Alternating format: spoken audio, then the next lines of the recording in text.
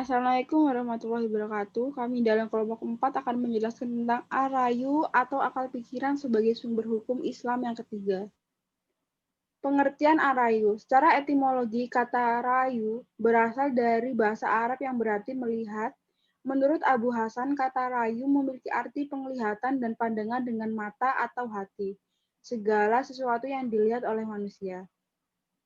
Secara terminologi, istilah rayu menurut Muhammad Rawas yaitu segala sesuatu yang diutamakan manusia setelah melalui proses berpikir dan merenung.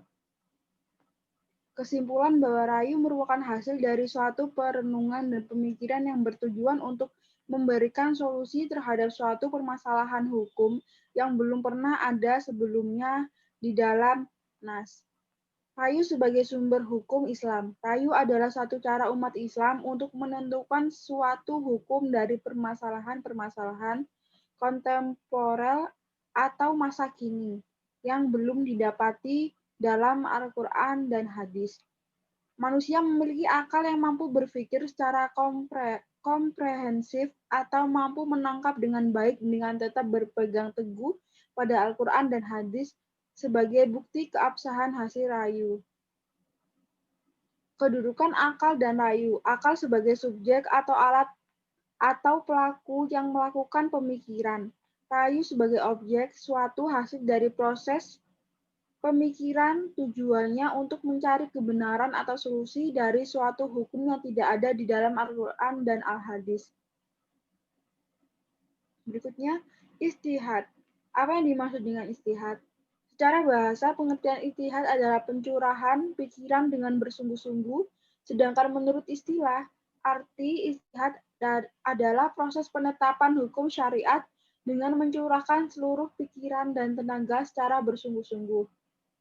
Kata ijtihad berasal dari bahasa Arab yaitu ijtihada, yajahidu ijtihadan, yang artinya mengerahkan segala kemampuan dalam menanggung beban. Dengan kata lain, ijtihad dilakukan ketika ada pekerjaan yang sulit untuk dilakukan. Di dalam agama Islam, ijtihad adalah sumber hukum ketiga setelah Al-Quran dan hadis. Kedudukan ijtihad. Yang pertama, ijtihad tidak dapat menghasilkan keputusan yang mutlak. Yang kedua, keputusan yang telah ditetapkan melalui ijtihad berlaku pada seseorang, tempat, dan waktu tertentu. Yang ketiga, ijtihad tidak berlaku dalam urusan penambahan ibadah murni. Yang keempat, keputusan ijtihad tidak boleh bertentangan dengan Al-Quran dan As-Sunnah. Yang kelima, proses ijtihad mempertimbangkan faktor akibat, kemaslahatan umum, kemanfaatan bersama, dan nilai yang menjadi ciri dan jiwa ajaran Islam.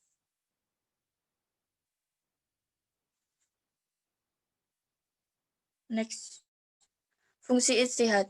Fungsi utama dari ijtihad ini adalah untuk menetapkan suatu hukum di mana hal tersebut tidak dibahas dalam Al-Quran dan hadis. Yang pertama, ketika umat Islam menghadapi masalah baru, maka akan diketahui hukumnya. Yang kedua, menyesuaikan hukum yang berlaku dalam Islam sesuai dengan keadaan, waktu, perkembangan zaman. Yang ketiga, menentukan dan menetapkan segala permasalahan yang tidak berhubungan dengan halal dan haram. Yang keempat, menolong umat Islam dalam menghadapi masalah yang belum ada hukumnya dalam Islam. Metode ijtihad. Yang pertama, ijma', yaitu persetujuan para ahli mengenai suatu masalah pada suatu tempat di suatu masa.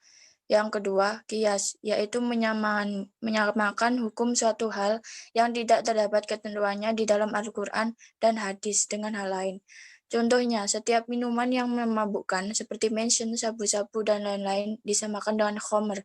Yang ketiga, mursalah, yaitu cara menemukan hukum sesuatu hal yang tidak terdapat ketentuannya baik di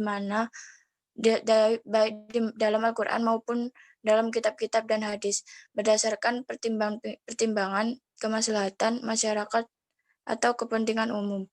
Contohnya, menulis huruf Al-Quran kepada huruf Latin.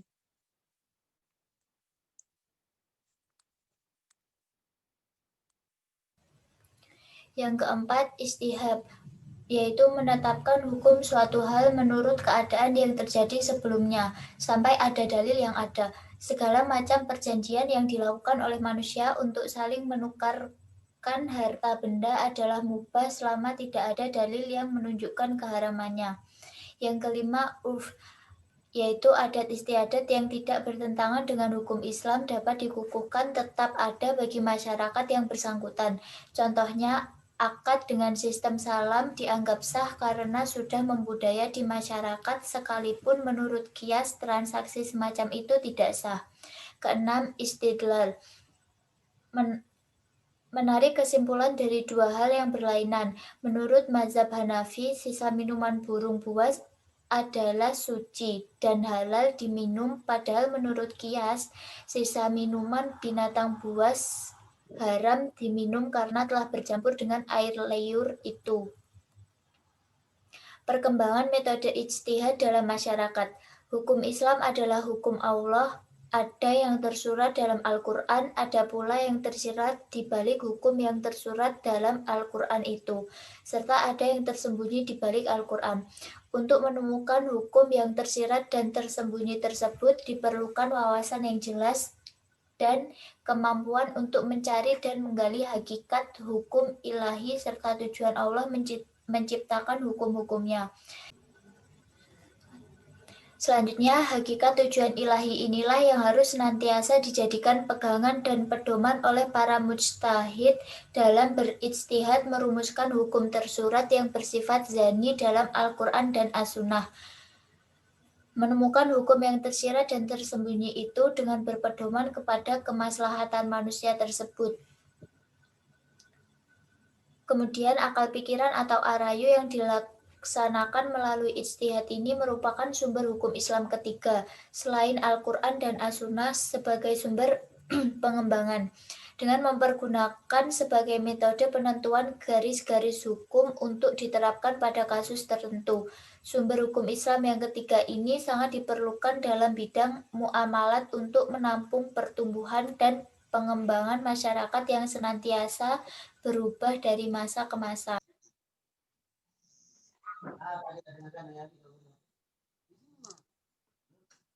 Kesimpulan, cara untuk melakukan metode-metode ijtihad dapat dilakukan baik secara sendiri-sendiri maupun secara bersama-sama.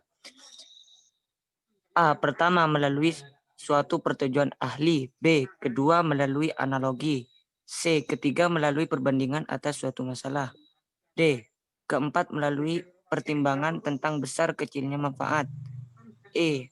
Kelima, melalui penyimpangan terhadap hukum yang berlaku. F. Keenam, melalui cara melihat ketentuan hukum terdahulu. Ketujuh, melangsungkan hukum yang telah ada. Kedelapan, melalui kebiasaan yang hidup di masyarakat. Next. Dengan berpedoman kepada kemaslahatan manusia, para mujtahid akan dapat selalu mengikuti dan mengendalikan perkembangan masyarakat, menemukan hukum bagi suatu masalah baru yang muncul dan merumuskan atau merumuskan kembali garis-garis hukum mengenai hukum tersurat yang bersifat zonni yang terdapat dalam Al-Quran dan As-Sunnah. Perkembangan hukum Islam di masyarakat telah sanggup menjawab perkembangan zaman. Para ra'yu dan para alim ulama telah mengembangkan hukum Islam sesuai dengan kemajuan teknologi. Sehingga perkembangan Islam di masyarakat menjadi lebih progresif dan fleksibel karena ada tuntutan wahyu. Next. Sekian, terima kasih dari kelompok kami. Wassalamualaikum warahmatullahi wabarakatuh.